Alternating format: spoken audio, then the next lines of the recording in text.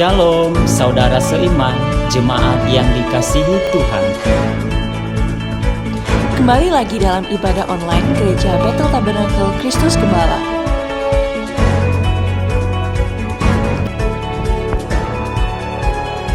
Selamat beribadah dan Tuhan Yesus memberkati.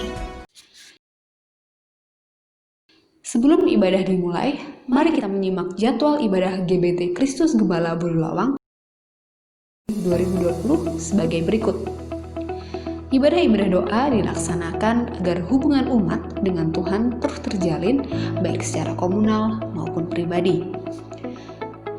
Ibadah doa mandiri dengan kontemplasi dari khotbah di ibadah minggu untuk membangun komitmen mengiring sepanjang minggu.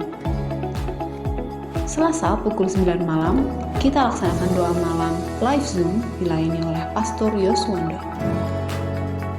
Adapun doa pagi dilaksanakan Rabu, Kamis, dan Jumat secara online di YouTube dilayani oleh Pendeta Bambang Riyadi. Pendalaman Alkitab dilaksanakan online dan dilayani oleh Pendeta Bambang Riyadi. Kita perlu bertumbuh dalam pengenalan Alkitab lebih dalam lagi. Ayo kaum muda, seru-seruan ngumpul dalam Kriskilat Youth Meeting yang kita laksanakan pada hari Sabtu jam 6 sore. Jangan lupa ya guys, gak ada lo gak seru, bener deh. Ibadah Raya dilaksanakan pada hari Minggu pukul 8 pagi, live streaming di YouTube. Diharapkan jemaat mengikuti ibadah tepat waktu untuk membangun kebersamaan. Jangan lupa share momen ibadah saudara di grup WhatsApp kita. Kristiala Kids untuk kelompok anak-anak dan remaja pratama dilaksanakan pada hari Minggu setengah 10 pagi. Dilaksanakan secara online dan interaktif. Mohon orang tua memfasilitasi dan membantu agar anak-anak mendapatkan pelayanan yang terbaik. Bagi jemaat yang membutuhkan dukungan doa, silakan menghubungi Pastor Wondo, bisa juga melalui SMS atau WhatsApp. Setiap ibadah adalah kesempatan kita untuk memberikan persembahan kepada Tuhan sebagai wujud ucapan syukur pada Tuhan pemelihara hidup kita. Persembahan-persembahan tiap ibadah dan persembahan persepuluhan dapat saudara serahkan kepada bendahara. Bila tidak bisa menyerahkan langsung, saudara dapat menghubungi bendahara supaya ada yang mengambil. Dimohon agar setiap jemaat melakukan presensi setiap ada ibadah, agar setiap jemaat terpantau ibadahnya. Demikian warta jemaat, selamat beribadah, nikmatilah kebersamaan dengan Tuhan dan keluarga. Tuhan Yesus memberkati. Shalom jemaat GBT Kristus Gembala Bululawang yang dikasihi Tuhan. Bersyukur pada Tuhan karena kita masih dapat beribadah meskipun berjauhan jarak, tetapi tetap dekat dan sehati. Bagaimanapun keadaan kita, percayalah bahwa Tuhan Yesus tetap memegang kendali, segala sesuatu ada di dalam tangannya. Hari ini adalah hari yang istimewa, hari yang berdusta. Mari kita mempersiapkan hati kita untuk menerima berkat. Mari kita berdoa bersama-sama. Bapa kami dalam kerajaan surga, terpujilah nama-Mu yang mulia. Kami datang penuh ucapan syukur sebab Tuhan adalah penjaga hidup kami. Engkaulah benteng perlindungan kami, Raja Shalom yang menuntun tangan kami. sehingga damai sejahtera dapat kami rasakan walau kami berjalan dalam situasi yang mengkhawatirkan saat ini. Gadamu dan tongkatmu itulah yang menghibur kami. Kami berdoa agar ibadah kami menyenangkan hati Tuhan, sebab tak berkesudahan kasih setia Tuhan, tak habis-habisnya rahmat-Mu. Berkatilah sarana-sarana yang kami pakai untuk beribadah supaya bisa berjalan dengan baik. Urapilah hamba-hamba-Mu yang melayani. Berkatilah seluruh sidang jemaat-Mu yang sedang beribadah di rumah mereka masing-masing. Karena pertolongan kami datang dari Allah pencipta langit dan bumi dan seisinya, maka jadilah ibadah kami dalam nama Bapa, Putra, dan Roh Kudus. Haleluya. Amin.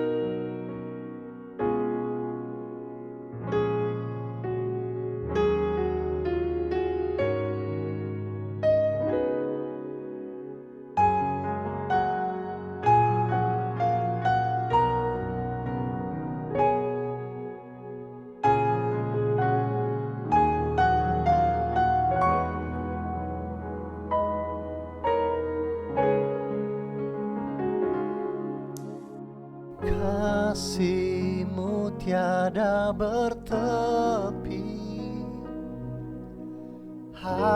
hati-Mu tak terselami. Betapa baiknya Engkau, ku bersyukur padamu. Perkenanan-Mu ya Tuhan nyata di dalam hidupku. Sungguh Kau yang termulia, jiwaku pun menyembah. Ku angkat hatiku, tinggikan nama-Mu, karena Yesus Kau anugerah terbesar. Ku naikkan syukurku untuk kemurahan-Mu, hanya Yesus Kau anugerah terbesar.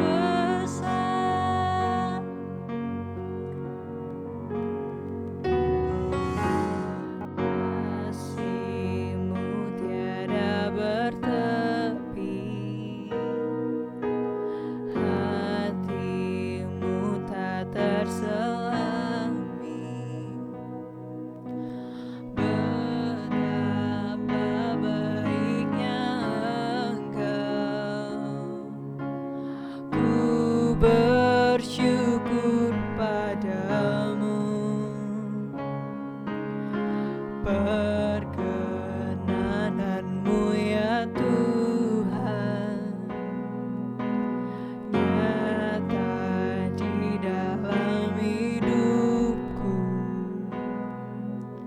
Sungguh Kau yang termulia, jiwaku pun menyembah. Ku angkat hatiku, tinggikan nama-Mu, karena Yesus Kau anugerah terbesar. Ku naikkan syukurku untuk kemurahan-Mu, karena Yesus Kau anugerah terbesar. Angkat hatiku, tinggikan nama-Mu, karena Yesus Kau anugerah terbesar. Ku naikkan syukurku untuk kemurahan-Mu, karena Yesus Kau anugerah terbesar.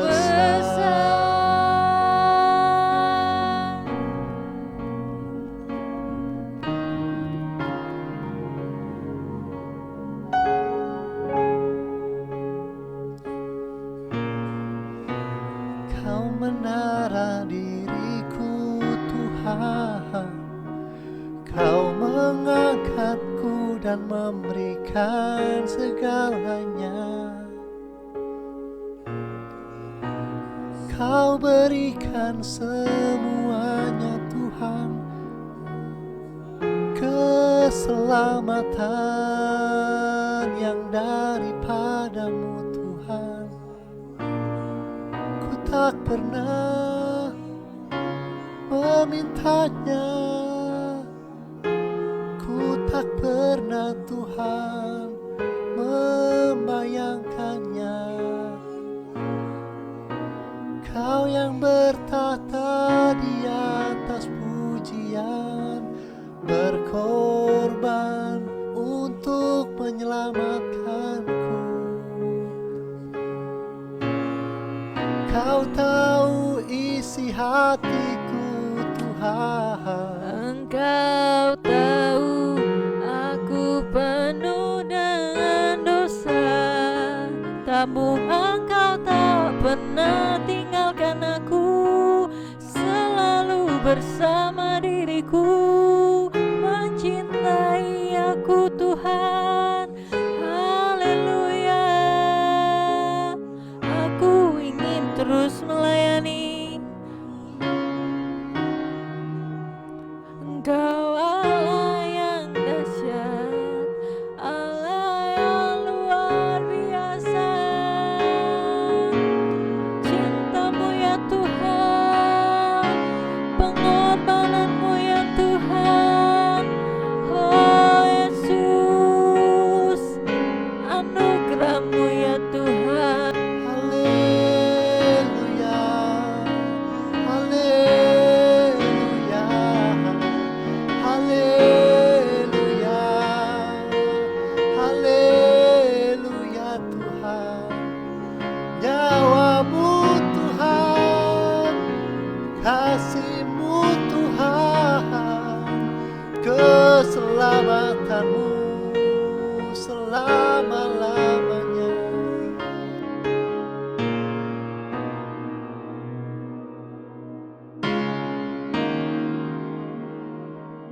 Haleluya Tuhan, haleluya, setiap Dipuji, ditinggikan,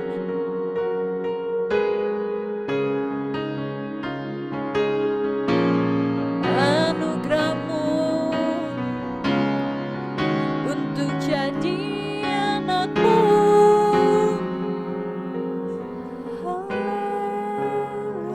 makasih Tuhan. Oh, aku anakmu, pakailah aku,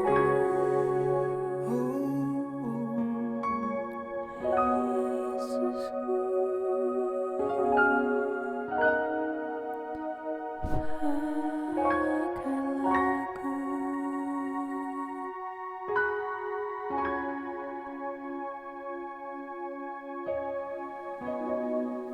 Terima kasih Tuhan, terima kasih Tuhan, atas segalanya. Terima kasih Tuhan.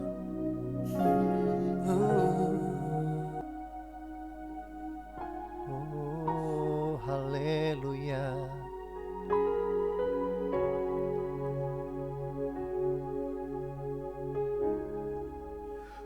Ku angkat hatiku, tinggikan nama-Mu, karena Yesus Kau anugerah terbesar. Ku naikkan syukurku untuk kemurahan-Mu. Hanya Yesus Kau anugerah terbesar.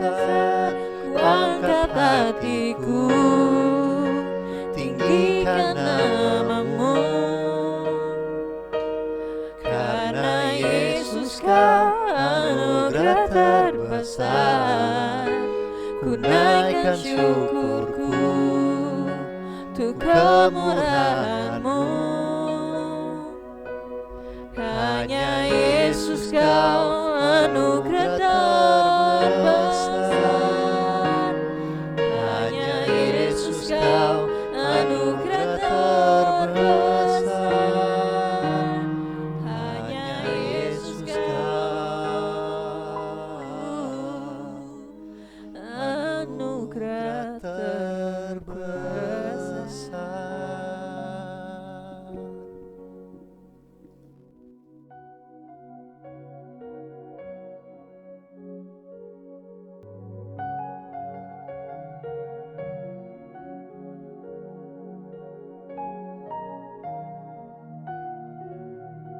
Salam saudara yang saya kasihi, dalam nama Tuhan Yesus kita mengucap syukur. Hari ini adalah perayaan yang istimewa, merupakan satu perayaan sebagaimana juga di dalam tradisi bangsa Israel, bahwa Pentakosta ada perayaan yang paling agung, yang paling meriah.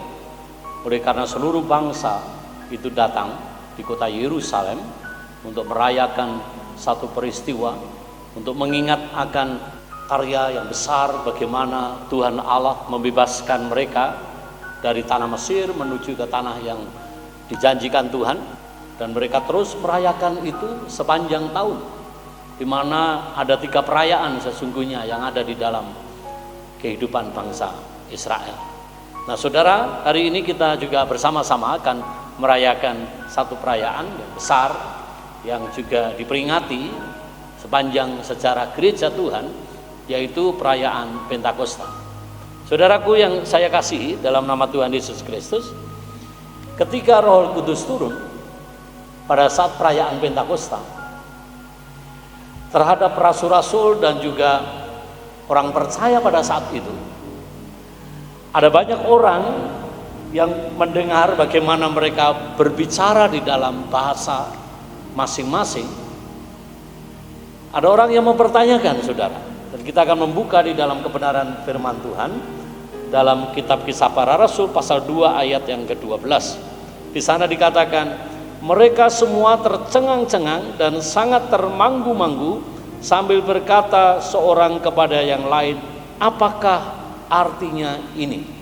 Saudara, pertanyaan yang sama sesungguhnya juga terjadi, dan juga kita mungkin juga sering mendengar bahwa banyak orang yang memiliki satu pemahaman, pengertian bahwa Pentakosta adalah satu peristiwa yang diperingati 2000 tahun yang lalu, dan banyak orang menginginkan memiliki satu pengalaman yang sama yang juga dialami oleh para murid Tuhan pada saat itu, bahwa banyak juga mereka harus mencari yang namanya baptisan Roh Kudus, bahkan juga menginginkan untuk berbicara dalam bahasa roh.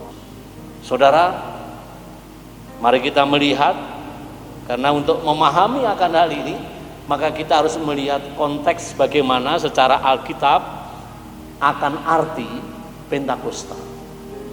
Untuk itu saudara yang terkasih dan mengasihi Tuhan Yesus, Kisah Para Rasul pasal kedua ini harus ditafsirkan dalam terang kebenaran firman Allah yang juga dituliskan di dalam Kisah Para Rasul pasal yang pertama ayat ke-4 hingga ayat yang ke-8. Jadi konteksnya harus dipahami, di mana pada saat Tuhan Yesus telah bangkit dari kematian, memerintahkan kepada para muridnya untuk tetap tinggal menunggu di kota Yerusalem, untuk menunggu akan janji Bapa. Roh Kudus akan dicurahkan kepada mereka. Mereka akan dibaptis dengan Roh Kudus, yaitu pada saat hari yang ditentukan. Sebagaimana kita sadari bahwa hari yang ditentukan adalah hari Pentakosta, yaitu 7 minggu setelah perayaan Paskah, atau 50 hari. Satu hari di mana pengalaman yang luar biasa, yaitu perayaan Pentakosta, Roh Kudus dicurahkan. Oleh karena itu, Roh Kudus yang dijanjikan oleh Tuhan Yesus tidak bisa dilepaskan. Kehadirannya adalah sesuai dengan janji Kristus kepada para murid-muridnya. Pasal pertama Kisah Para Rasul ayat 4 hingga ayat yang ke-8 dikatakan, pada suatu hari ketika ia makan bersama-sama dengan mereka, ia melarang mereka meninggalkan Yerusalem dan menyuruh mereka tinggal di situ menantikan janji Bapa yang demikian katanya, telah kamu dengar daripadaku, sebab Yohanes membaptis dengan air, tetapi tidak lama lagi kamu akan dibaptis dengan Roh Kudus. Maka bertanyalah mereka yang berkumpul di situ, Tuhan, maukah engkau pada masa ini memulihkan kerajaan bagi Israel? Jawabnya, engkau tidak perlu mengetahui masa dan waktu yang ditetapkan Bapa sendiri menurut kuasanya. Tetapi kamu akan menerima kuasa kalau Roh Kudus turun ke atas kamu, dan kamu akan menjadi saksiku di Yerusalem dan di seluruh Yudea dan Samaria dan sampai ke ujung bumi. Saudaraku yang terkasih di dalam nama Tuhan Yesus Kristus, Tuhan Yesus berjanji kepada para muridnya untuk tetap tinggal di Yerusalem, menantikan akan pencurahan Roh Kudus. Jadi kalau saudara perhatikan di sini, Tuhan Yesus menjanjikan Roh Kudus yang datang dari Bapa untuk dicurahkan kepada para murid-muridnya adalah dalam rangka supaya mereka melakukan pemberitaan Injil mulai dari Yerusalem, Yudea, Samaria sampai ke ujung bumi. Dan itu nyata sekali sebagaimana firman Tuhan yang kita baca di dalam ayat yang ke-8. Jadi saudara, bahwa memang tidak akan mungkin para murid-murid bisa melakukan tugas yang Kristus nyatakan kepada mereka.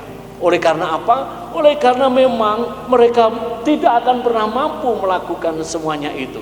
Tapi berkat kasih penyertaan Tuhan yang nyata di dalam pribadinya, yaitu Roh Kudusnya, maka mereka akan didampingi. Itu kuasa yang terus mengarahkan mereka untuk melakukan kehendak Bapa di surga.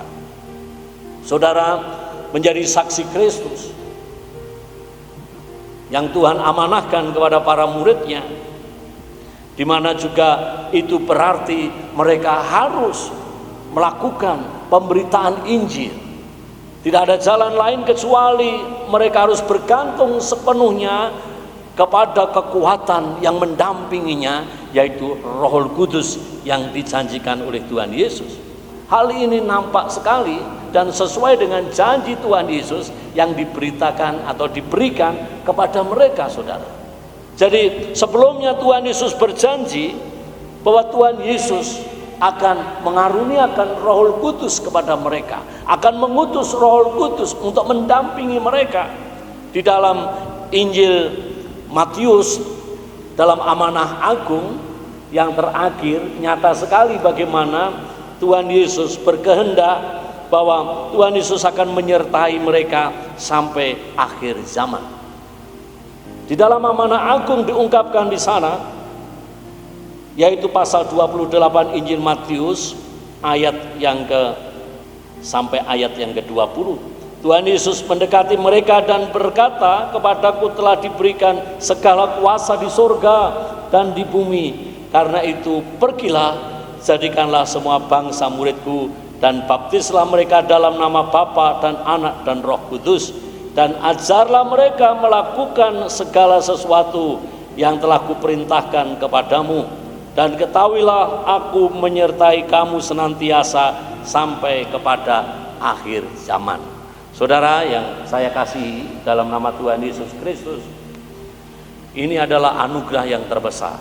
Kisah Para Rasul pasal yang kedua yang mengisahkan, menceritakan tentang bagaimana satu pelayanan yang akan dilakukan oleh para rasul ini.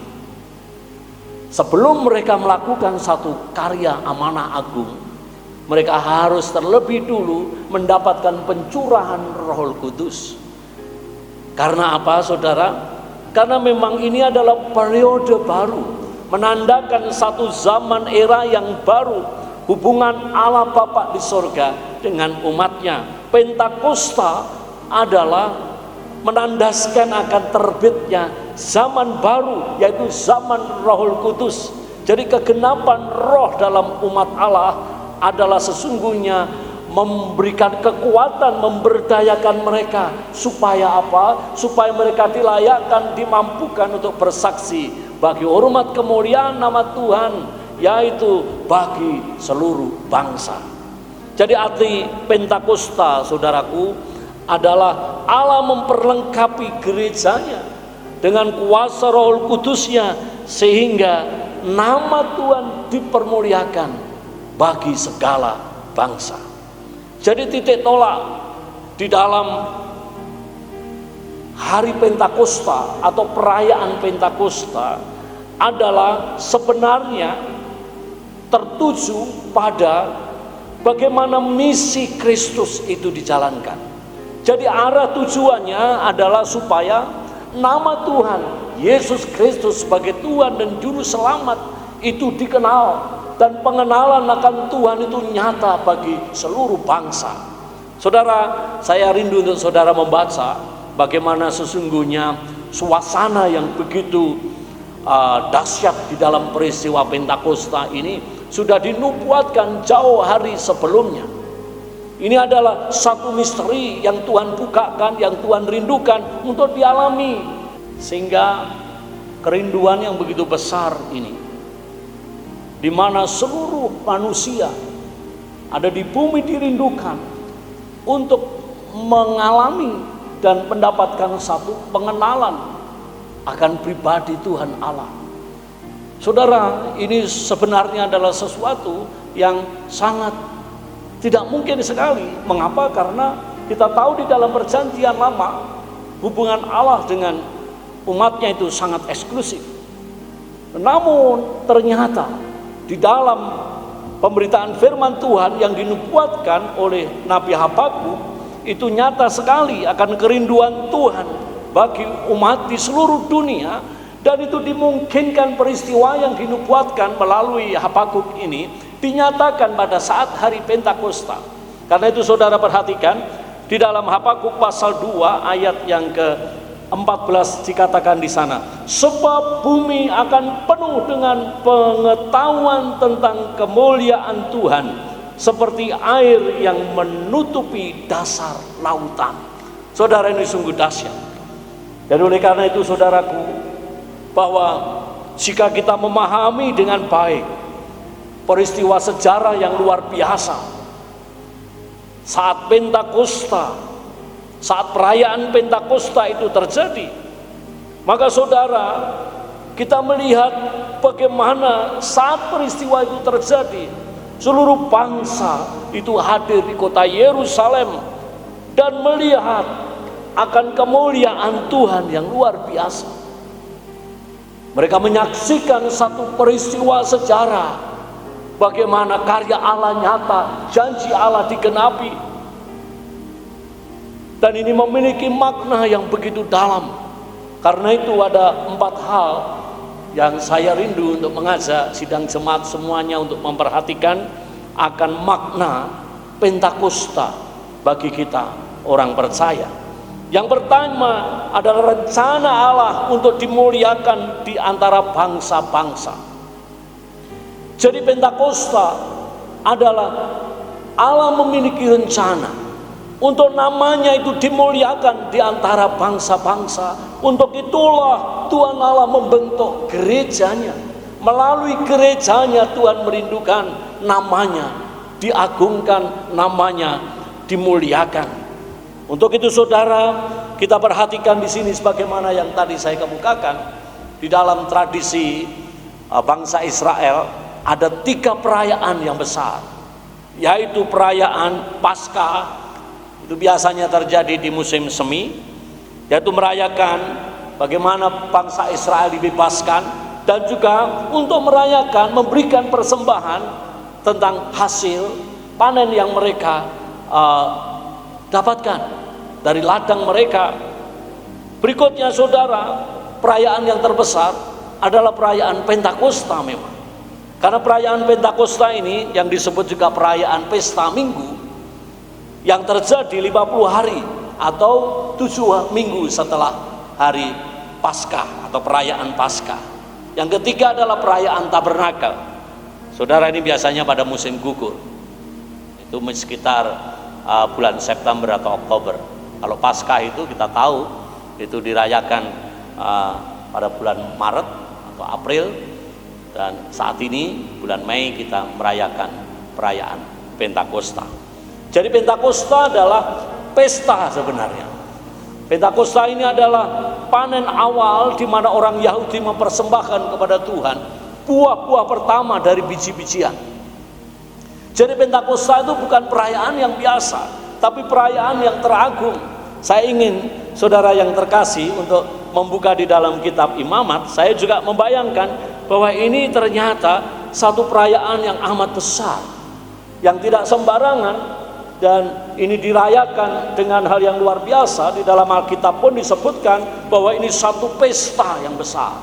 Di dalam kitab Imamat pasal 23 ayat 15 hingga ayat yang ke-17, Bapak Ibu, di sana firman Tuhan katakan, kemudian kamu menghitung mulai dari hari sesudah Sabat itu, yaitu waktu kamu membawa berkas persembahan unjukan, harus ada genap 7 minggu. Sampai pada hari sesudah Sabat yang ke-7 kamu harus hitung 50 hari. Lalu kamu harus mempersembahkan korban sajian yang baru kepada Tuhan. Dari tempat kediamanmu kamu harus membawa 2 buah roti unjukan yang harus dibuat dari 2/10 eva tepung yang terbaik, yang dibakar sesudah dicampur dengan ragi sebagai hulu hasil bagi Tuhan. Beserta roti itu kamu harus mempersembahkan 7 ekor domba berumur setahun yang tidak bersalah, dan 1 ekor lembu jantan muda dan 2 ekor domba jantan. Semuanya itu haruslah menjadi korban bakaran bagi Tuhan, serta dengan korban sajiannya dan korban-korban curahannya, suatu korban api-apian yang baunya menyenangkan bagi Tuhan. Saudara, ini satu pesta perayaan yang besar. Gambaran ini adalah mengungkapkan bagaimana penggenapan tentang pencurahan Roh Kudus. Di hari Pentakosta adalah hari yang Bapa sendiri didukan. Karena itu umat Israel menyambut Pentakosta sebagai bagian perayaan yang teragung terbesar, dan mereka menganggap ini adalah hari yang besar di mana bangsa Israel merayakannya. Saudara, ada bagian hal yang indah di sini. Kalau saudara perhatikan, bagaimana tadi saya kemukakan bahwa bangsa Israel itu adalah umat yang sangat eksklusif, di mana Allah memilih mereka secara khusus. Bahkan Allah menyatakan bahwa Allah bangsa Israel berbeda dengan ilah-ilah yang lain. Di dalam waktu yang Tuhan tentukan, kita melihat bagaimana di dalam karya sejarah yang dituliskan di dalam Perjanjian Lama, bangsa yang dipilih oleh Tuhan Allah ini ternyata di era Perjanjian Baru yang dimulai pelayanannya oleh Tuhan Yesus Kristus, dan dibuka satu era, satu zaman Roh Kudus, satu misteri di mana sesungguhnya sulit untuk dipahami bagaimana Allah bangsa Israel yang sangat eksklusif itu membuka diri dan menerima bangsa-bangsa yang lain menjadi umatnya secara inklusif. Saudaraku yang terkasih, hal yang sungguh luar biasa ini juga diungkapkan di Efesus pasal 3 ayat 4 sampai ayat yang ke-7, saudaraku. Ini satu ungkapan yang begitu dalam yang diungkapkan oleh Rasul Paulus, yaitu Efesus pasal 3 ayat 4 sampai 7. Demikian bunyi firman Tuhan. Apabila kamu membacanya, kamu dapat mengetahui daripadanya pengertianku akan rahasia Kristus, yang pada zaman angkatan-angkatan dahulu tidak diberitakan kepada anak-anak manusia, tetapi yang sekarang dinyatakan di dalam roh kepada rasul-rasul dan nabi-nabinya yang kudus, yaitu bahwa orang-orang bukan Yahudi karena berita Injil turut menjadi ahli-ahli waris dan anggota-anggota tubuh dan peserta dalam janji yang diberitakan dalam Kristus Yesus. Saudara, meskipun hal ini rahasia yang dibukakan, disingkapkan melalui satu perayaan yang besar, pesta, perayaan Pentakosta ini, ada satu hal yang unik. Selain daripada begitu banyak hal yang harus mereka persiapkan di dalam menyambut Pentakosta, mereka juga harus membuat 2 roti. 2 roti ini, ya, kalau sebelumnya di dalam Paskah rotinya tidak beragi, karena ini menggambarkan akan kesucian sang anak domba yang dikorbankan untuk menebus dosa. Tetapi di dalam pesta perayaan Pentakosta, rotinya harus beragi. Ada 2 roti yang harus beragi, dan ternyata ini menjadi satu simbol gambaran bagaimana bangsa Israel dan juga bangsa yang bukan Israel, mereka meskipun telah menjadi umat tebusan Allah, tetapi mereka harus menyadari masih ada ragi-ragi di dalam kehidupan mereka. Harus belajar bergaul, saling melengkapi satu dengan yang lain, supaya meskipun mereka hidup di dalam daging, tetapi mereka harus diperlengkapi dengan kuasa Roh Kudus. Jadi gambaran gereja pertama itu adalah bagaimana Paulus menggambarkan, yaitu bangsa Yahudi dan bangsa bukan Yahudi, mereka dipersatukan oleh karena Roh Kudus yang memperkenankan mereka menjadi umat Allah yang tidak lagi ada batas sekat satu dengan yang lainnya. Inilah sebenarnya satu rahasia yang disingkapkan yang luar biasa. Jadi saudara ingat bagaimana Rasul Petrus pun juga mendapatkan satu rahasia yang Tuhan ungkapkan. Bagaimana gereja itu, gereja tidak dibatasi semata hanya untuk orang Yahudi. Gereja tidak dibatasi oleh karena suku bangsa yang berbeda, bahkan juga bahasa. Tetapi gereja hakikatnya adalah mereka yang beriman di dalam Kristus Yesus.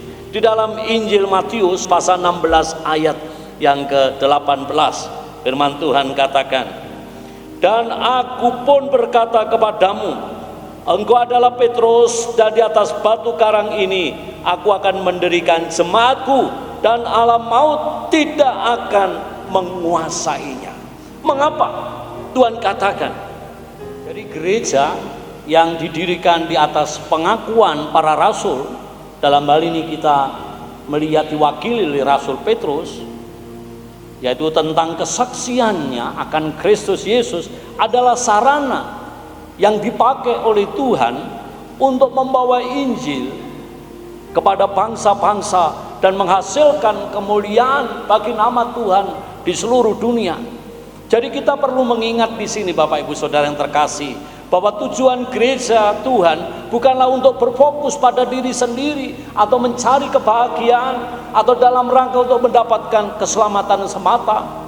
Tetapi sesungguhnya tujuannya adalah bagaimana menyebarkan pengetahuan, pengenalan, dan juga keselamatan bagi semua bangsa, dimulai dari Yerusalem, dimulai dari diri kita sendiri sampai ke ujung bumi. Jadi kita jikalau kehilangan fokus akan maksud tujuan di mana Tuhan ingin dipermuliakan melalui gerejanya, maka cara yang lain kita harus mengutamakan maksud kehendak Tuhan melebihi apa yang ada di dalam keinginan diri sendiri.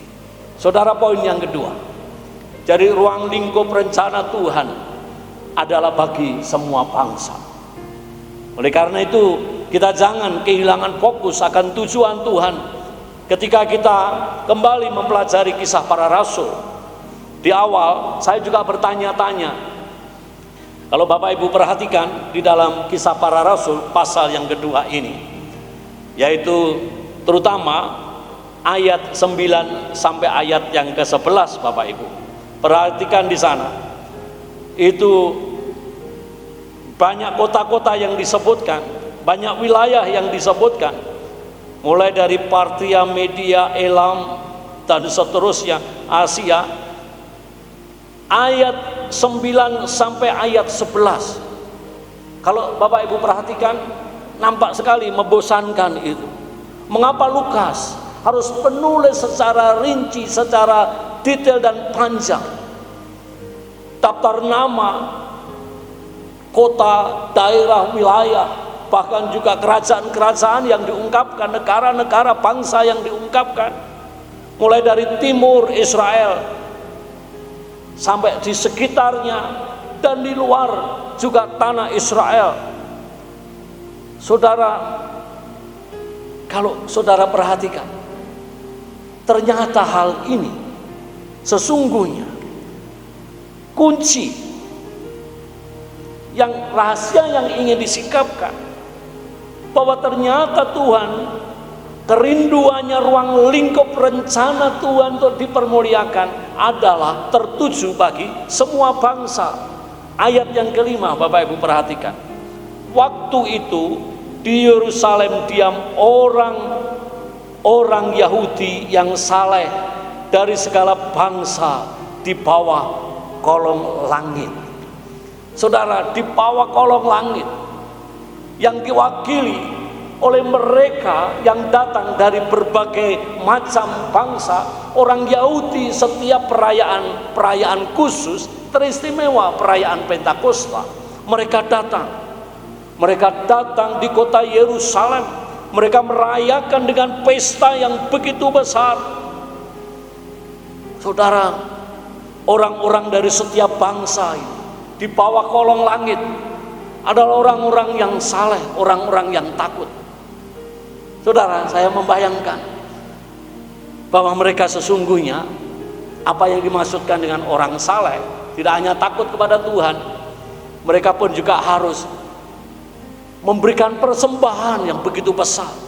Artinya murah hati, rela berkorban, dan dia mau berkorban tidak hanya apa yang mereka miliki, tetapi juga mentaati.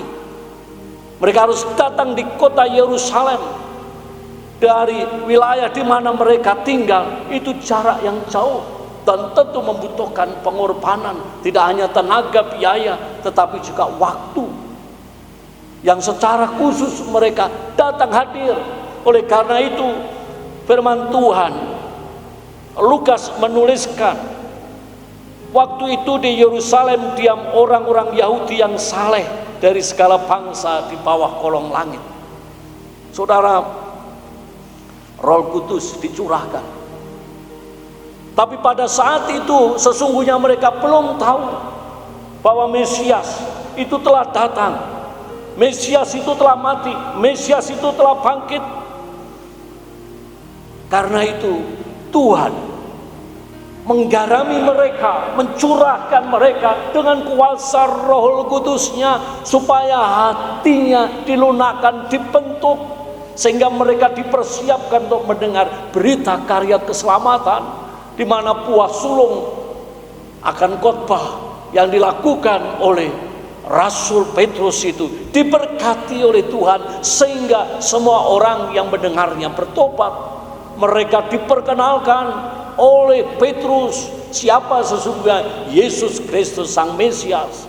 Jadi mereka orang-orang Yahudi yang datang dari tempat jauh, terlebih dulu Tuhan mempersiapkan hati mereka, mencurahkan Roh Kudus kepada mereka, dan berikutnya oleh karena mereka belum mengenal Sang Mesias Juru Selamat itu, maka Petrus memberitakan kepada mereka. Para rasul-rasul yang melihat kemuliaan Tuhan, mereka pun meskipun tidak mengerti akan bahasa di mana mereka berasal, tetapi Roh Allah itu, baptisan Roh Kudus itu memampukan mereka untuk berbahasa seperti yang mereka miliki bahasa ibu sebelumnya, dan mereka bisa memahami. Selain daripada berikutnya ada satu khotbah yang dibawakan oleh Rasul Petrus. Jadi saudara, apa yang sebenarnya dituliskan di dalam pasal 2 ayat 9 dan 11, kita hal ini mengingatkan akan satu peristiwa yang terjadi di dalam kitab Kejadian pasal 10. Itu juga dituliskan bangsa-bangsa yang begitu banyak yang mengarah di mana mereka memiliki rencana untuk membangun menara Babel. Tuhan menghakimi orang-orang yang sombong itu dengan membingungkan, mengacau balaukan bahasa mereka. Sebaliknya, dengan rahmat Tuhan yang penuh dengan kasih, anugerahnya yang besar yang dinyatakan pada saat pesta perayaan Pentakosta ini, adalah Allah mengubah kebingungan bahasa lidah sebagaimana yang sebelumnya dialami, yang dikisahkan di dalam Kejadian pasal 11. Saudara, bahasa lidah yang membingungkan itu Tuhan mengubahnya menjadi mukjizat ucapan yang ajaib, menghasilkan berkat yang besar. Karunia berbahasa lidah ini, yaitu berbahasa roh, adalah mukjizat khusus sesungguhnya yang Tuhan pakai untuk dipakai dalam rangka membawa Injil bagi semua bangsa yang diwakili dengan keberadaan mereka dari berbagai macam bahasa dan juga bangsa. Saudara yang terkasih, ini memungkinkan bahwa memang gereja itu dikehendaki, dan ruang lingkup tugas panggilan gereja adalah bagi seluruh bangsa. Saudara, ini nampak sekali di dalam bagian firman Tuhan. Saya ingin Bapak Ibu Saudara sekalian kembali membuka di dalam Kisah Para Rasul. Ada satu fenomena yang luar biasa, dan itu memungkinkan bagaimana gereja diluncurkan, yang digambarkan dari rumah per rumah. Nah, saudara, di dalam ayat yang kedua, pasal yang kedua, dikatakan di sana, tiba-tiba turunlah dari langit suatu bunyi seperti tiupan angin keras yang memenuhi seluruh rumah di mana mereka duduk. Saudara, peristiwanya itu digambarkan Roh Kudus itu turun dalam fenomena angin, sedemikian rupa masuk ke rumah masing-masing. Sama seperti saat ini, Bapak Ibu, saya juga berharap meskipun kita tinggal di rumah kita masing-masing, urapan Roh Kudus itu menghampiri kita semuanya, sehingga kita tahu bahwa kita ini adalah umat pilihan Allah, satu pribadi yang sungguh diberkati karena karya Allah dinyatakan, yaitu keselamatannya menjadi dimungkinkan bagi kita yang percaya kepada Kristus Yesus. Tetapi kita ini adalah alat bagi kemuliaan nama Tuhan. Kita dipilih bukan untuk diri kita, tapi dipilih untuk bangsa-bangsa. Keluarga kita teristimewa juga harus dilawat oleh kuasa Roh Kudus. Meskipun kita stay at home di rumah kita masing-masing, tetapi firman Tuhan ini tetap berlaku bagi kita semuanya. Saudara yang terkasih dan yang mengasihi Tuhan Yesus Kristus, satu hal yang indah di sini, intinya adalah rencana Tuhan tidak lagi dapat dibungkam dengan keegoan, kesombongan orang-orang Yahudi yang melihat bangsa lain itu adalah bangsa kafir yang tidak layak untuk menerima karya keselamatan Tuhan. Karena apa? Karena mereka menganggap umat pilihan yang utama dan yang terutama. Tapi melalui kematian Kristus, melalui misi Kristus yang datang dari Bapa, yang menyatakan kasih kemurahan yang sungguh luar biasa, sehingga berita karya keselamatan itulah yang harus diberitakan oleh para rasul dan orang-orang percaya pada saat itu. Tetapi Tuhan berpesan, sebelum misi yang harus mereka emban untuk dinyatakan bagi seluruh bangsa, mereka harus mendapatkan suatu pencurahan Roh Kudus. Jadi berita baiknya adalah bahwa Pentakosta adalah diperuntukkan bagi semua bangsa. Seperti kita ketahui Bapak Ibu, di dalam kehidupan kita yang sementara ini, kita sesungguhnya punya tujuan, yaitu memberitakan kabar keselamatan. Itu adalah sebagai wujud ucapan syukur kepada Tuhan. Itulah sebenarnya hidup sebagaimana yang Tuhan rindukan untuk kita lakukan, supaya kita dipersiapkan di dalam kehidupan yang kekal, di mana di surga kita menyembah, mengagungkan, mempermuliakan, dan kita rindu segala bangsa. Sebagaimana kitab Habakuk tadi kita membaca, pengenalan akan Tuhan itu seperti air lautan yang menutupi dasar lautan. Sungguh luar biasa. Dimanapun tempat harus dijangkau dengan pemberitaan Injil Tuhan. Saudara, seringkali mengapa banyak orang merasa tidak sanggup untuk menyatakan hal ini? Karena mereka tidak memahami bagaimana sesungguhnya maksud kehendak Allah.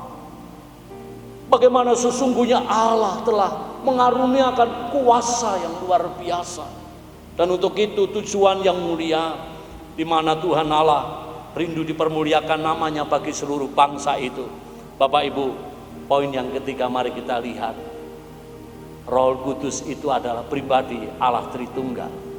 Tuhan rindukan bahwa kekuatan Roh Kudus itulah, dan hanya melalui kuat kuasa Roh Kudus itulah yang sanggup memperlengkapi kita, yang sanggup mendampingi kita. Sebagaimana firman Tuhan katakan, aku akan menyertai engkau sampai pada kesudahan alam. Saudaraku, Roh Kudus bukan hanya suatu kekuatan, tapi Roh Kudus adalah pribadi Allah Tritunggal. Tuhan adalah segalanya. Kita tahu bahwa Dia adalah pribadi yang bisa bersedih. Anda tidak bisa mendukakan kekuatan Roh Kudus ini. Tuhan Yesus menyebut Dia adalah Sang Penghibur. Itu berarti apa, Bapak Ibu? Berarti seorang yang dipanggil bersama untuk memberi kekuatan dan penghiburan bagi kita. Kita tahu bahwa Dia adalah Allah yang melakukan perbuatan yang ajaib, yang luar biasa. Tetapi di sana kita juga tahu bahwa Tuhan Allah itu terus menyertai di dalam kehidupan hamba-hambanya. Di dalam Efesus pasal 4 ayat yang ke-30, nasihat Rasul Paulus ini akan menolong kita untuk mengerti akan maksud bagaimana mengapa Roh Kudus itu hadir, menyertai, menguatkan, meneguhkan, dan menghibur di dalam kehidupan umat-umat Tuhan. Saudara, kitab Efesus pasal 4 ayat yang ke-30 dikatakan di sana bahwa, dan janganlah kamu mendukakan Roh Kudus Allah yang telah memeteraikan kamu menjelang hari penyelamatan. Saudaraku, artinya apa? Artinya ini adalah anugerah Allah yang terbesar. Saya sungguh rindu sampaikan kepada Bapak Ibu, kita ini sebenarnya bisa mengaku percaya kepada Tuhan Yesus oleh karena ada Roh Kudus di dalam hati kita. Jikalau Roh Kudus ada di dalam hati kita, kita tidak hanya mengaku percaya, dituntun untuk mengenal Sang Juru Selamat Yesus Kristus Tuhan kekasih hati kita. Tetapi juga lebih daripada itu, kalau Roh Kudus ada di dalam hati kita, kita tidak akan mungkin menghujat Dia. Kita tidak akan mungkin menghujat Tuhan Yesus. Kita tidak akan membenci Dia. Karena apa? Karena Roh Kudus ada di dalam hati kita. Saudara, demikian juga seharusnya kita harus menghargai akan karya Roh Kudus ini. Betapa pentingnya Roh Kudus di dalam kehidupan anak-anak Tuhan. Poin yang ketiga, Bapak Ibu, untuk memaknai tentang hari Pentakosta adalah Roh Kudus itu sungguh diperlukan untuk memenuhi akan rencana Allah Bapa. Karena Roh Kudus itu adalah kekuatan. Jadi kekuatan Roh Kudus diperlukan bagi anak-anak Tuhan untuk memenuhi akan rencana Tuhan yang indah, supaya Injil dapat diberitakan, banyak jiwa dimenangkan di dalam Tuhan. Saudara, Roh Kudus, sebagaimana kita ketahui, memiliki tugas dan fungsi yang luar biasa. Memang di dalam perjanjian lama, Roh Allah itu sudah ada. Karena hakikatnya Allah itu adalah Roh itu sendiri. Roh Kudus adalah pribadi ketiga dari Allah Tritunggal, Tuhan Allah segala-galanya. Roh Kudus hadir untuk mengarahkan bagaimana rencana karya keselamatan Allah itu digenapi. Tetapi tidak bisa secara terus-menerus tinggal bersemayam meskipun terhadap umat pilihannya sendiri. Tapi saudaraku yang saya kasihi, Tuhan merindukan anugerah yang terbesar itu dinyatakan supaya maksud kehendak Allah namanya dipermuliakan bagi seluruh bangsa itu dimampukan bagi mereka yang mengemban akan tugas amanat agung Kristus Yesus oleh karena kekuatan Roh Kudus yang mendampingi mereka.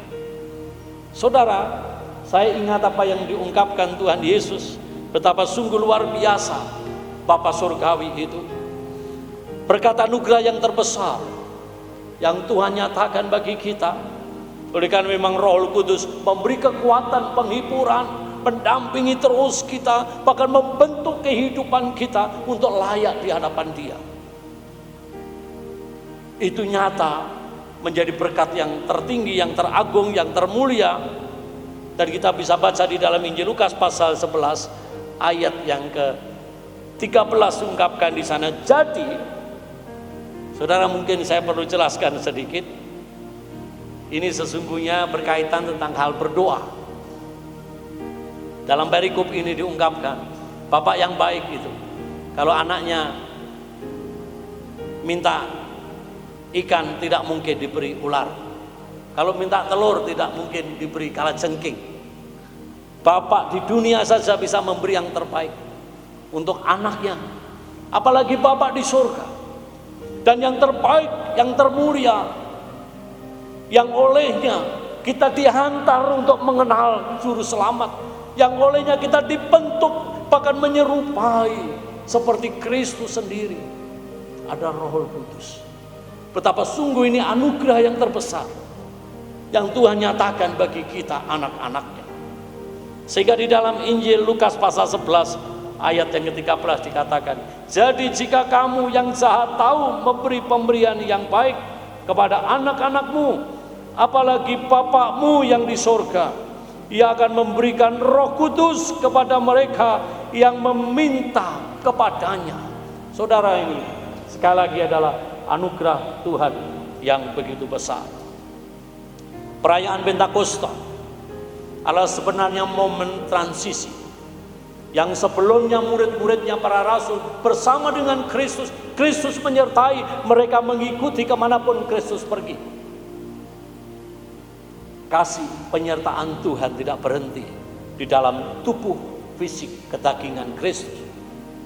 Oleh karena itu, mengapa Tuhan Yesus berjanji untuk menyertai mereka bahkan sampai pada kesudahan alam, meskipun tidak lagi dalam bentuk tubuh secara fisik, tetapi hadir di dalam tubuh rohani. Saudaraku, perayaan Pentakosta momen yang sangat spesial itu. Sebenarnya ada perayaan di mana Tuhan ingin menyatakan kasih kemurahannya yang besar, yang Tuhan ingin nyatakan di era yang baru. Untuk itu kita bersyukur. Saudara, ada satu hal yang mungkin perlu saya sampaikan di sini untuk menolong kita untuk bisa membedakan satu istilah yang dipakai di dalam Alkitab, dan kita perlu hati-hati membedakan akan istilah ini yang seringkali juga membingungkan kita. Di dalam Kisah Para Rasul, kembali pasal 1 ayat yang ke-5, di sana dikatakan, sebab Yohanes membaptis dengan air, tetapi tidak lama lagi kamu akan dibaptis dengan Roh Kudus. Saudara, Tuhan Yesus berkata kepada para murid-muridnya, Yohanes membaptis dengan air, tetapi kamu akan dibaptis dengan Roh Kudus. Jadi baptisan Roh Kudus adalah mengacu pada pengidentifikasian sepenuhnya roh dan penerimaan roh di saat yang awal itu. Artinya jati diri sebagai orang Kristen, mereka tidak lagi hidup di dalam kedagingan, mereka bukan lagi milik kuasa-kuasa kegelapan, tetapi milik Kristus yang lunas dibayar itu. Itu adalah maknanya dibaptis oleh Roh Kudus. Itu nyata sekali. Nanti kita akan membaca bagaimana Rasul Paulus juga mengungkapkan hal yang sama. Mengungkapkan hal yang sama tentang makna baptisan Roh Kudus itu. Di dalam Kisah Para Rasul pasal 12 ayat yang ke-13 Rasul Paulus katakan yang terkait dengan baptisan Roh Kudus ini. Sebab dalam satu roh kita semua, baik orang Yahudi maupun orang Yunani, baik Buddha maupun orang merdeka, telah dibaptis menjadi satu tubuh, dan kita semua diberi minum dari satu roh.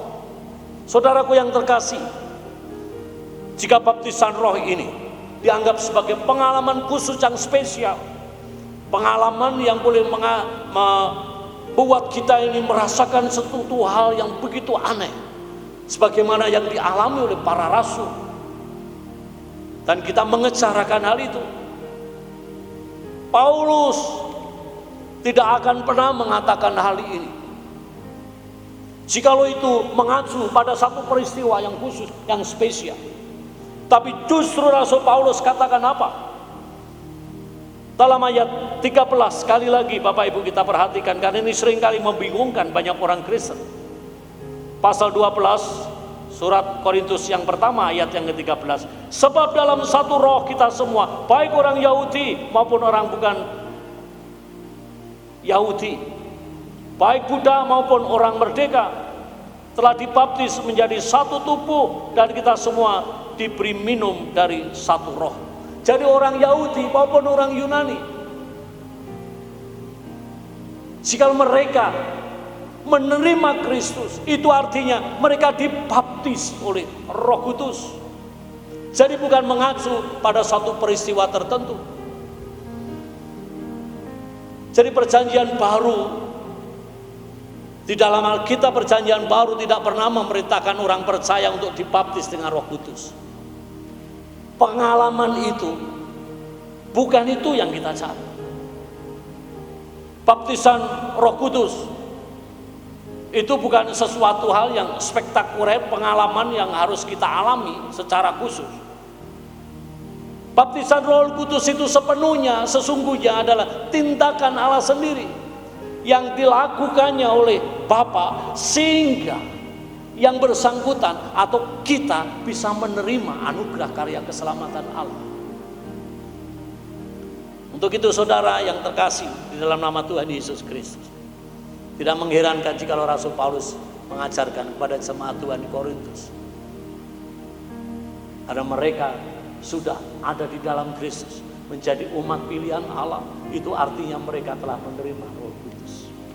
Orang tidak akan mungkin pernah bisa mengaku Yesus Kristus sebagai Tuhan jika Roh Kudus tidak ada di dalam hatinya. Paulus dengan jelas mengungkapkan hal yang sama kepada jemaat Tuhan di Korintus. Demikian juga dinyatakan hal yang sama.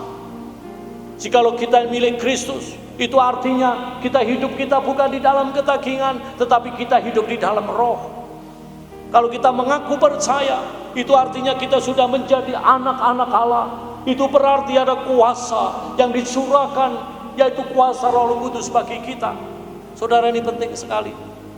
Karena jikalau Roh Kudus di dalam pencurahan atau baptisan itu dimengerti seperti peristiwa yang spektakuler, maka banyak orang yang mencoba mengejar akan hal itu. Tetapi kita harus pahami, ini sesungguhnya bukan pengalaman itu yang harus kita kejar, tetapi tindakan karya Allah yang dilakukan pada orang percaya pada saat mereka menerima karya keselamatan Tuhan. Saudaraku, sebaliknya, yang diperintahkan itu bukan baptisan Roh Kudus, tetapi dipenuhi oleh Roh. Dipenuhi oleh Roh itu berarti hidup kita ini dikendalikan oleh Allah. Hidup kita bukan dikendalikan oleh kedagingan. Hidup kita sungguh hidup yang dipimpin oleh Roh itu sendiri. Karena itu penting bagi anak-anak Tuhan untuk memahami akan hal ini. Di dalam kitab Efesus pasal yang kelima ayat 18, saudara bisa memperhatikan betapa Paulus memberikan pemahaman yang begitu indah, sehingga ini menopang jemaat Tuhan di Efesus untuk memahami akan kebenaran yang begitu tinggi, yang luar biasa yang diungkapkan di dalam ayat yang ke-18 ini. Dan janganlah kamu mabuk oleh anggur, karena anggur menimbulkan hawa nafsu, tetapi hendaklah kamu penuh atau dipenuhi dengan Roh. Saudara, dalam Kisah Para Rasul, kembali peristiwa momen Pentakosta, pasal 2 ayat yang keempat, demikian jelas diungkapkan di sana. Maka penuhlah mereka dengan Roh Kudus. Jadi para rasul, orang-orang percaya yang pada saat pesta perayaan Pentakosta itu hadir di Yerusalem, mereka tidak hanya mendapatkan baptisan pencurahan Roh Kudus, tetapi mereka juga dipenuhi dengan Roh Kudus. Artinya apa? Bahwa baptisan Roh Kudus itu adalah peristiwa yang terjadi sekali. Mereka artinya bukan lagi menjadi orang dunia, tetapi mereka menjadi anak-anak Tuhan. Mereka diterima karena Roh Kudus mengajarkan, memampukan mereka, menolong mereka untuk beriman kepada Kristus Yesus. Sehingga baptisan Roh Kudus itu adalah peristiwa yang terjadi sekali. Para rasul dan orang percaya pada momen perayaan Pentakosta sesungguhnya tidak hanya menerima baptisan Roh Kudus, tetapi apa? Mereka menerima pemenuhan Roh Kudus atau dipenuhi oleh Roh Kudus. Jadi kita harus bisa membedakan antara dibaptis Roh Kudus dan dipenuhi. Kalau dibaptis itu sekali terjadi, tapi dipenuhi itu yang diperintahkan di dalam Alkitab. Kita diperintahkan untuk dipenuhi dengan Roh Kudus. Itu berarti apa? Itu berarti kita harus mengalami dan berkali-kali untuk itu. Saudara, di dalam firman Tuhan begitu jelas. Saya rindu saudara memperhatikan satu bagian firman Tuhan dalam kitab Kolose. Dalam kitab Kolose pasal 3 ayat yang ke-16. Bagaimana karya Allah melalui kuat kuasa Roh Kudusnya yang Tuhan Allah rindukan untuk kita terus dipenuhi oleh Roh Kudus. Saudara perhatikan apa sesungguhnya yang dimaksudkan secara praktis akan makna dipenuhi oleh Roh Kudus. Kolose pasal 3 ayat yang ke-16. Firman Tuhan katakan, hendaklah perkataan Kristus diam dengan segala kekayaannya di antara kamu, sehingga kamu dengan segala hikmat mengajar dan menegur seorang akan yang lain, dan sambil menyanyikan mazmur dan puji-pujian dan nyanyian rohani, kamu mengucap syukur kepada Allah di dalam hatimu. Apa yang diungkapkan oleh Rasul Paulus, sebagaimana tadi kita baca di dalam Kolose pasal 3 ayat 16, kita bisa menyimpulkan di sana bahwa kepenuhan Roh Kudus itu tidak bisa dipisahkan dari kebenaran firman Tuhan yang ada di dalam hati kita. Karena memang Roh Kudus itu adalah hadir menolong menopang kita untuk kita bisa memahami tentang kebenaran firman Tuhan, dituntun semakin hari untuk semakin mengenal akan kasih Kristus. Jadi saudaraku, sekali lagi bahwa Roh Kudus, kepenuhan Roh Kudus tidak dapat dipisahkan akan kebenaran firman Tuhan. Hasil setiap hari kalau kita sungguh berjalan dalam terang kebenaran firman Allah yang dipimpin oleh Roh Kudus, maka akan membuat kita untuk memiliki buah roh. Nah, buah roh inilah sesungguhnya menjadi satu bagian dalam kehidupan kita yang penting. Oleh karena apa? Oleh karena melalui buah roh, maka kita akan nampak karakter sebagai anak-anak Tuhan. Saudara, saya ingin kembali lagi kita melihat akan peristiwa yang terjadi di dalam perayaan Pentakosta, di mana pencurahan Roh Kudus pada hari Pentakosta itu ditandai oleh 3 fenomena. Nah, yang pertama adalah suara angin kencang, ya, yang mengalir memasuki rumah-rumah, di mana penduduk Yerusalem pada saat itu mereka ada di rumah mereka masing-masing. Yang tadi saya sampaikan, seperti kita stay at home karena pandemi COVID ini, kita tentu rindu untuk masing-masing rumah tangga kita dipenuhi, dihadiri oleh kuasa Roh Kudus. Haleluya. Saudara, fenomena yang kedua adalah ditandai dengan tanda-tanda lidah api yang tampak, ya, sedemikian rupa menerangi di dalam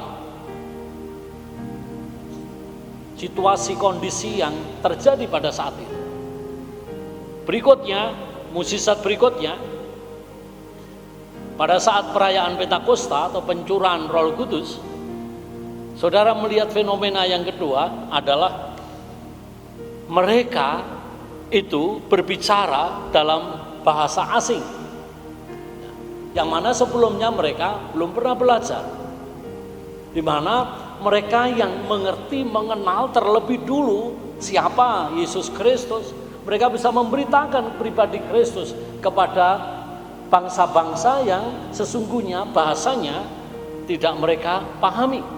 Tetapi oleh karena anugerah Allah, di mana berbahasa roh ini atau berbahasa lidah, mereka dimampukan untuk menyampaikan akan berita kabar keselamatan. Saudara, mari kita melihat lebih dalam, kita pahami tentang apa yang dimaksudkan melalui simbol-simbol yang fenomena ini.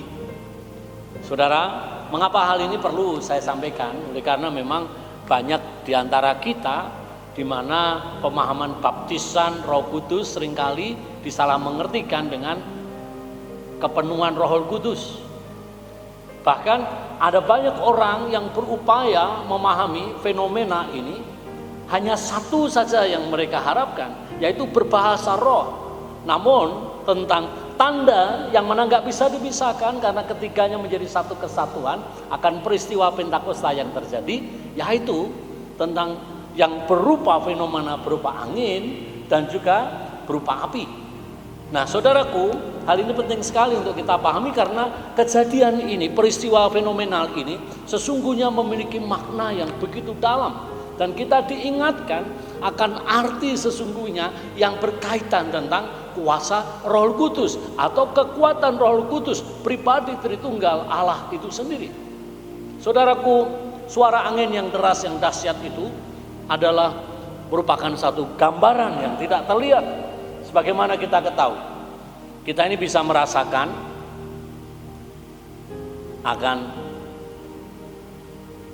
angin, tetapi kita tidak tahu angin itu dari mana. Nah, saudara, saya ingat sekali akan dialog Tuhan Yesus dengan Nikodemus. Nah, mari kita perhatikan, kita baca di dalam Injil Yohanes pasal 3 ayat yang ke-8. Di sana dikatakan dalam dialog Tuhan Yesus kepada Nikodemus, karena Nikodemus tidak bisa mengerti tentang apa yang Tuhan maksudkan untuk dilahirkan kembali. Nah, saudara, di dalam Injil Yohanes pasal 3 ayat 8 ada kaitannya sesungguhnya yang berkait tentang apa yang dimaksudkan tentang fenomena roh itu. Saya sebelum sampaikan, di dalam bahasa Yunani maupun Ibrani, kata angin dan roh itu sama, ya, baik Yunani maupun juga Ibrani. Nah, karena itu kita juga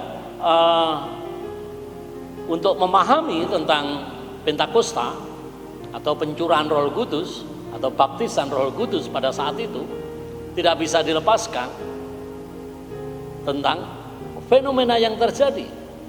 Karena fenomena yang terjadi sesungguhnya pada saat itu tidak hanya baptisan Roh Kudus, tetapi murid-murid Tuhan, orang percaya yang hadir pada perayaan Pentakosta di Yerusalem adalah juga berkaitan tentang pemenuhan Roh Kudus.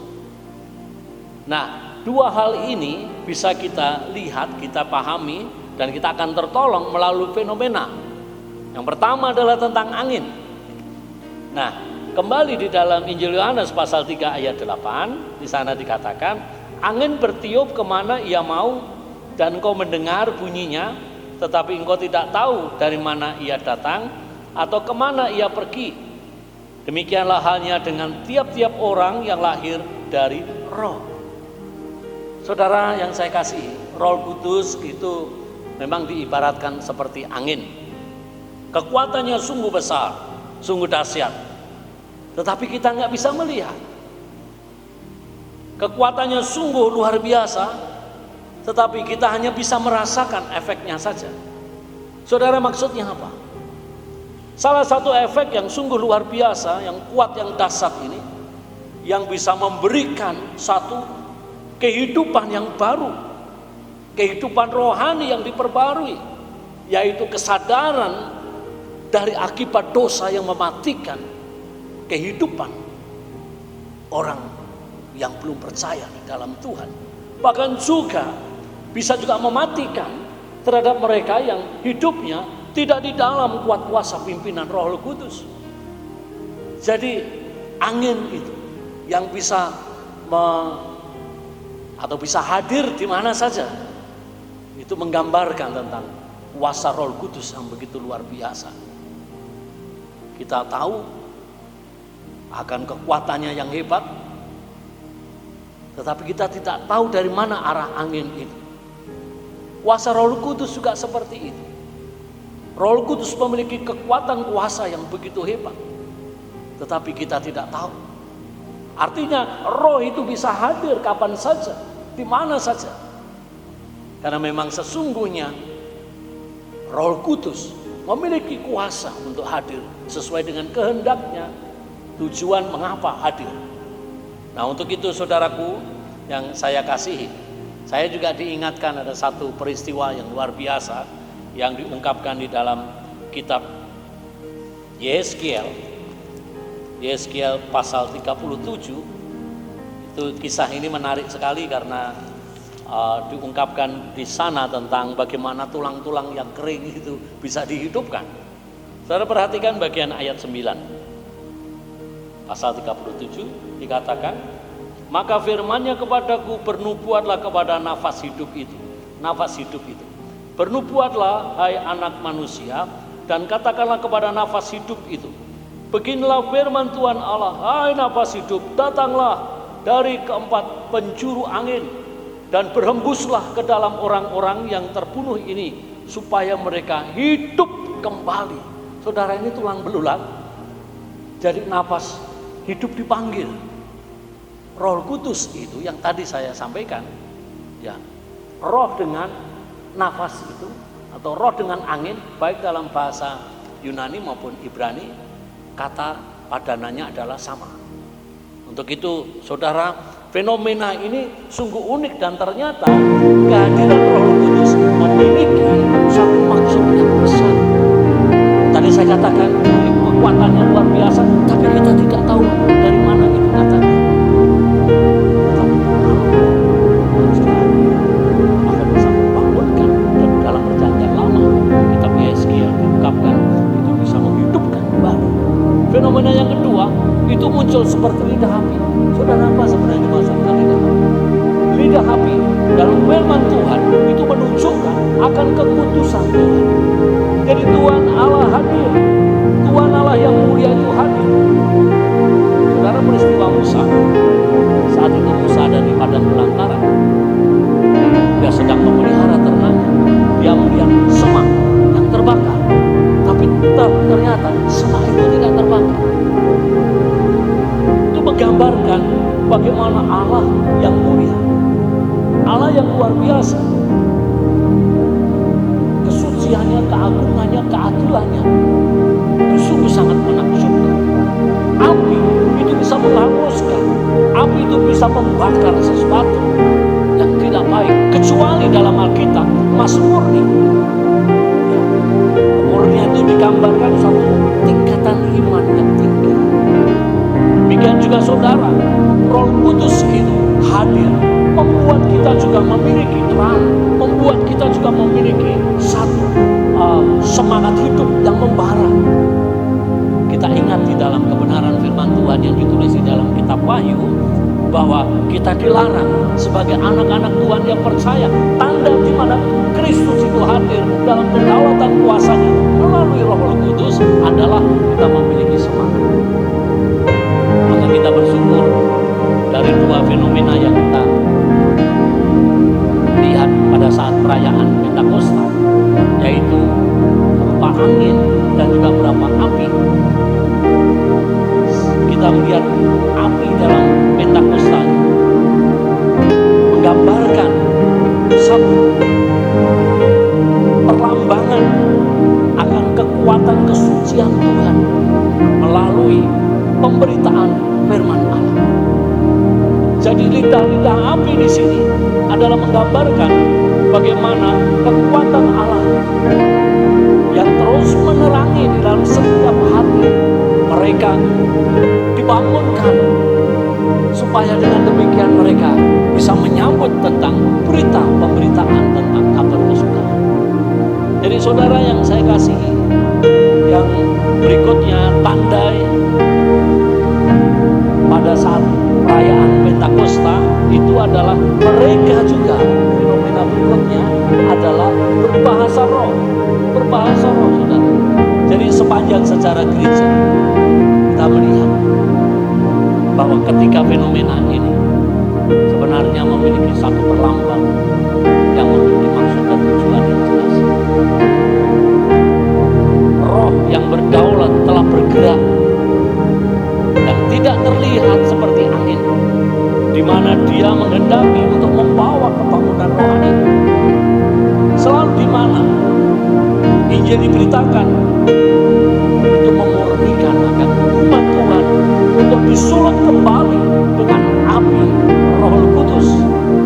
Mereka yang dingin, yang musuh-musuhan, mereka dibangunkan kembali untuk menerima Injil kabar kesukaan. Jadi sebenarnya fenomena ini sungguh menggambarkan secara sempurna bahwa berbahasa roh itu pun adalah prinsip hakikatnya adalah mereka yang sungguh dikehendaki diperlengkapi dengan kuasa Tuhan Roh Kudus untuk memberitakan akan kabar kesukaan. Dan itu sesuai dengan maksud kehendak Tuhan Yesus sendiri. Saudaraku yang terkasih dan yang mengasihi Tuhan Yesus Kristus, maka dengan demikian kita harus memahami di sini bahwa seperti yang tadi saya kemukakan, tidak ada perintah di dalam Alkitab Perjanjian Baru untuk kita mencari baptisan Roh Kudus. Meskipun kita tidak diperintahkan untuk mendapatkan baptisan Roh Kudus, tetapi kita diperintahkan untuk dipenuhi oleh Roh Kudus. Saya ulangi lagi, baptisan Roh Kudus itu hakikatnya adalah kuasa Allah sendiri yang menyatakan, sehingga setiap pribadi yang mengaku percaya sesungguhnya dia telah dibaptis oleh Roh Kudus. Tetapi tidak berhenti di sana. Kita harus dipenuhi oleh Roh Kudus, karena memang di sanalah kita akan terus diperlengkapi melalui kebenaran firman Allah. Jadi bukti utama setiap pribadi yang dipenuhi oleh Roh Kudus, dia memiliki buah roh yang adalah karakter ilahi. Kita harus jelas bahwa karunia bahasa lidah yang asli yang terjadi pada saat itu adalah kemampuan untuk berbicara dalam bahasa asing yang belum pernah dipelajari. Kita percaya apakah bahasa lidah tidak ada? Paulus juga katakan itu termasuk karunia. Tetapi sesungguhnya kalau kita sungguh pahami saat dimana bahasa lidah ini diizinkan oleh Tuhan, dikaruniakan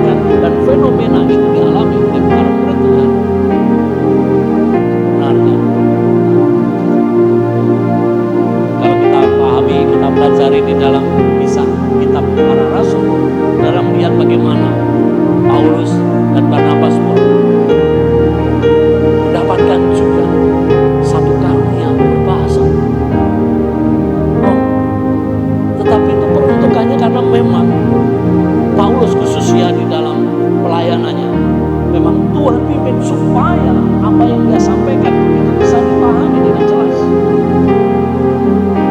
Karena itu saudara, kita sekali lagi harus bisa membedakan antara baptisan Roh Kudus dengan pemenuhan Roh Kudus. Jadi akhirnya saya ingin sampaikan bahwa di dalam konteks Kisah Para Rasul pasal 2, khususnya tentang pencurahan Roh Kudus di perayaan Pentakosta, bukan untuk mendorong orang percaya setiap kita untuk memiliki pengalaman yang luar biasa sebagaimana yang dimiliki oleh para murid Tuhan dan orang percaya pada saat itu, yang tujuannya hanya untuk membangun diri kita sendiri, kerohanian kita sendiri, bukan. Jadi berbahasa roh yang dituliskan, diungkapkan yang terjadi, yang dialami oleh para rasul dan orang-orang percaya pada saat perayaan pesta Pentakosta, sekali lagi adalah Allah memberikan rohnya kepada gerejanya sehingga mereka menjadi alat kesaksian bagi kemuliaan nama Tuhan. Bukan semata untuk menunjukkan satu kerohanian pribadi. Saudara, keintiman kedekatan kita dengan Tuhan itu memang berkat pimpinan kuasa Roh Kudus, tetapi itu tidak bisa dilepaskan dalam kehidupan kita selain daripada melalui kebenaran firman Tuhan yang harus kita renungkan siang dan malam. Untuk itu saudara, sungguh kita bersyukur. Dan terakhir yang keempat, tujuan dari rencana Allah ini adalah supaya nama Tuhan dipermuliakan.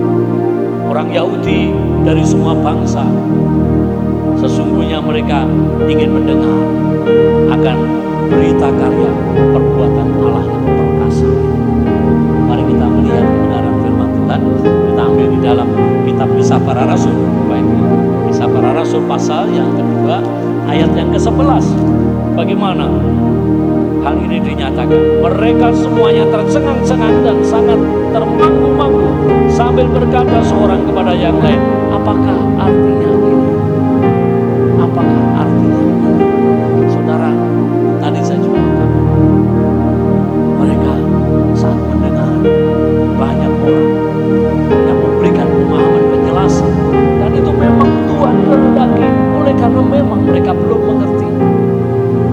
Tapi mengucap syukur, Petrus memberitakan Injil, dan buah pertobatan yang terjadi pada saat itu adalah 3.000 orang jiwa yang percaya kepada Tuhan.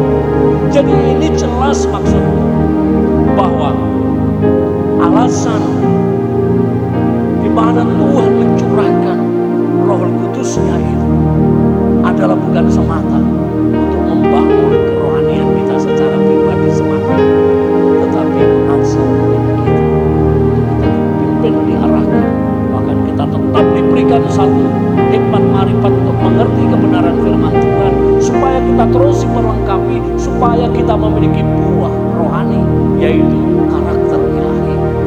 Dengan demikian kita bisa menjadi saksi bagi kemuliaan nama Tuhan. Jangan mengejar sesuatu yang spektakuler, yang nampaknya itu hanya membangun suatu kerohanian secara pribadi. Karena itu Paulus katakan, kejarlah hikmat, kejarlah yang utama, karunia hikmat dan pengenalan, pengetahuan akan Tuhan. Karena itu yang menjadi berkat, itu yang menguatkan, meneguhkan, bahkan juga mendidik orang, menghantar mereka di dalam kebenaran. Dan itu sesungguhnya yang Tuhan rindukan. Dan hal ini bisa terjadi, dimungkinkan, dimampukan oleh karena Roh Kudus telah dicurahkan. Saudara, kita mengucap syukur. Kita mengucap syukur. Dan yang terakhir, sebelum saya akhiri firman Tuhan, mari kita perhatikan di dalam Filipi pasal 2 ayat 9 sampai ayat yang ke-11. Firman Tuhan dengan jelas diungkapkan di sana.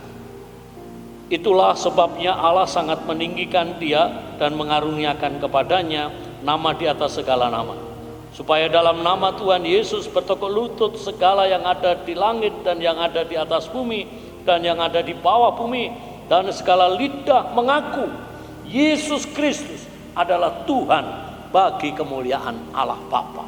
Dari tujuan rencana Tuhan yang digenapi melalui Pentakosta adalah supaya melalui pencurahan Roh Kudus dan juga pemenuhan Roh Kudus, Kita menjadi percaya melalui baptisan Roh Kudus, dan kita terus dididik, diarahkan, dipenuhi dan dituntun sehingga kita diperbarui kehidupan kita sesuai dengan kebenaran firman Tuhan. Arahnya apa? Supaya pada akhirnya itu membawa kemuliaan bagi nama Tuhan. Tuhan Yesus memberkati. Mari kita masuk di dalam doa. Bapa kami yang di sorga, kami bersyukur Tuhan, oleh karena melalui gereja-Mu Engkau telah menyatakan kemuliaan. Tuhan, ajarkanlah kepada kami Bapa untuk mengucap syukur oleh karena Roh Kudus telah Engkau curahkan 2000 tahun yang lalu sebagai satu tanda era perjanjian baru, era Roh Kudus tercurah bagi setiap kami orang percaya, sehingga melalui baptisan Roh Kudus ya Bapa, kami menjadi anak-anak-Mu, bukan lagi milik dunia, tetapi hidup di dalam pimpinan Roh Kudus-Mu. Terima kasih Bapa Surgawi. Kami juga mohon kiranya kuasa Roh Kudus-Mu terus mengarahkan, memimpin kami, sehingga kami terus dipenuhi dengan kuasa Roh Kudus-Mu, sehingga kami menghasilkan dan diberkati dalam buah, yaitu karakter Engkau sendiri. Terima kasih Bapa, supaya kami boleh menjadi alat-Mu di dalam segala keterbatasan yang kami selalu alami di dalam kehidupan ini Bapa. Curahkanlah Roh Kudus-Mu Bapa. Kami percaya kuasa Roh Kudus-Mu sungguh dahsyat, meskipun kami tidak tahu, karena memang Engkau berkehendak yang tidak terbatas untuk hadir setiap saat dan waktu ya Tuhan. Kami berdoa kiranya Tuhan Yesus terus memperlengkapi hidup kami, sehingga kami, lidah, mulut, bibir kami Bapa, dan kehidupan kami boleh menjadi alat kemuliaan yang memperkenankan hati Tuhan. Terima kasih Tuhan Yesus Kristus. Kami bersyukur dan kami sambut Roh Kudus-Mu ya Tuhan. Pimpin hidup kami ya Bapa, dan kuasai hidup kami ya Bapa, sehingga bukan lagi kami yang hidup, tetapi Kristus yang hidup di dalamku. Terima kasih akan kebenaran firman-Mu yang sungguh dalam dan dahsyat yang luar biasa. Tuhan, terus arahkan hidup kami supaya kami sungguh senantiasa mempermuliakan dan menjadi saksi bagi kemuliaan nama Tuhan. Dalam nama Tuhan Yesus Kristus, sidang jemaat yang diberkati Tuhan, mari kita bersama-sama katakan haleluya, amin. Saudara, kita telah diberkati dengan kebenaran firman Tuhan, dan kita akan masuk di dalam sakramen perjamuan kudus, di mana Tuhan Yesus hadir mewujudkan dirinya dalam wujud Roh Kudus yang kita peringati pada hari Pentakosta hari ini. Kita sungguh bersyukur sehingga kita menjadi seperti murid-murid Kristus Yesus yang merasakan suasana kebatinan seperti kita berjumpa dengan Kristus pada saat Kristus hidup di dalam tubuh secara daging. Untuk itu kita diingatkan kembali di dalam sakramen perjamuan kudus bahwa kita sebenarnya terus bersama dengan Dia. Tuhan Yesus tidak akan pernah meninggalkan kita, melalui kuasa Roh Kudus-Nya terus menuntun dalam hidup kita. Saya undang untuk bangkit berdiri saudaraku. Angkat roti tinggi-tinggi di tangan kananmu. Sebelum engkau memakannya, firman Tuhan katakan, bukankah roti yang kita pecah-pecahkan ini adalah lambang persekutuan kita dengan tubuh Tuhan Yesus Kristus? Makanlah.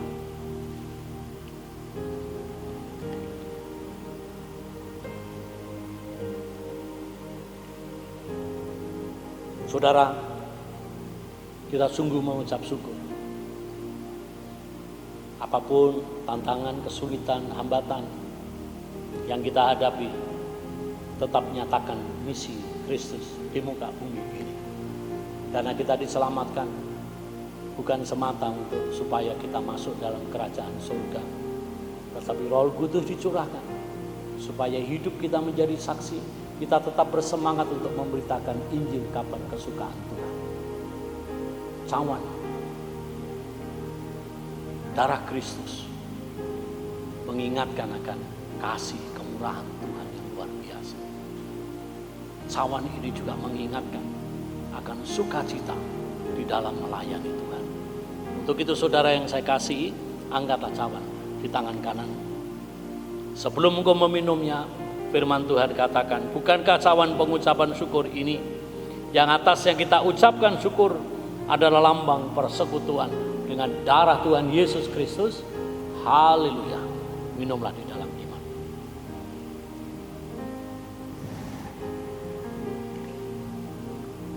Terima kasih Bapa Surgawi akan anugerah-Mu yang terindah di dalam kehidupan kami.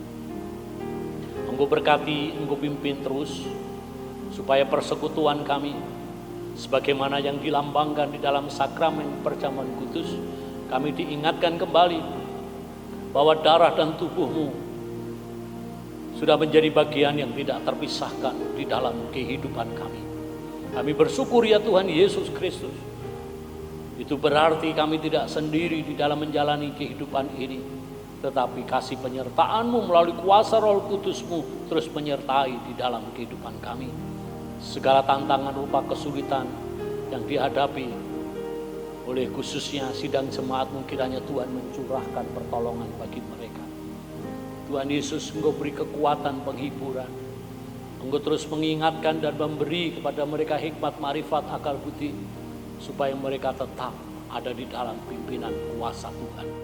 Tuhan, kami mengucap syukur untuk firman Tuhan yang boleh kami dengar, yang boleh kami nikmati. Terlebih Tuhan memberikan kami kemampuan dan kekuatan untuk kami boleh melakukannya di dalam kehidupan kami masing-masing. Terima kasih ya Bapa, kami teringat dengan jemaat-Mu ya Tuhan, GBT Kristus Gembala. Tuhan tolong supaya jemaat-Mu memiliki hati yang taat kepada firman-Mu, terlebih boleh mendengarkan suara Tuhan melalui firman Tuhan. Kami juga teringat ya Bapa untuk bangsa dan negara kami yang kami kasih, Indonesia.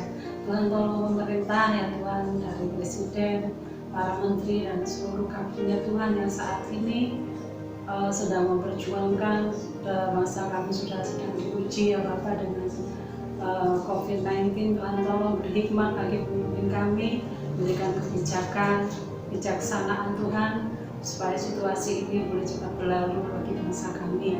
Tuhan memberkati pemimpin dari Presiden sampai RT RW Tuhan di mana kami tinggal. Tuhan tolong ya Bapa supaya kami senantiasa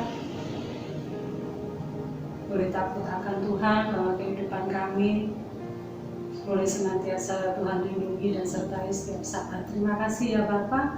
Sungguh kami mengucap syukur untuk setiap apapun yang boleh kami nikmati, yang boleh kami alami selama hidup kami. Terima kasih Tuhan, hanya di dalam nama Tuhan Yesus kami berdoa dan mengucap syukur. Haleluya, amin. Sidang jemaat yang terkasih, angkatlah kedua tangan, terimalah akan berkat rahmat Allah Bapa, Allah Putra, dan dalam persekutuan dengan Allah Roh Kudus. Turunlah atas saudara sekalian kasih karunia Allah Bapa di sorga, damai sejahtera di dalam Kristus Yesus, dan kuat kuasa penghiburan dan perlindungan Roh Kudus menyertai di dalam kehidupan engkau, dalam rumah tangga, dalam pekerjaan, dalam studi, dalam segala aktivitas yang engkau lakukan. Kiranya Tuhan memberi hikmat, marifat, akal budi, sehingga engkau menjadi saksi alat kemuliaan bagi nama Tuhan. Sehingga apapun yang engkau lakukan, percayalah tangan Tuhan menyertai di dalam kehidupannya. Tuhan Yesus memberkati, dan di dalam nama Yesus Kristus, nama segala nama, kita berdoa dan mengucap syukur. Mari kita sambut berkat anugerah Allah bersama-sama, katakan haleluya, amin.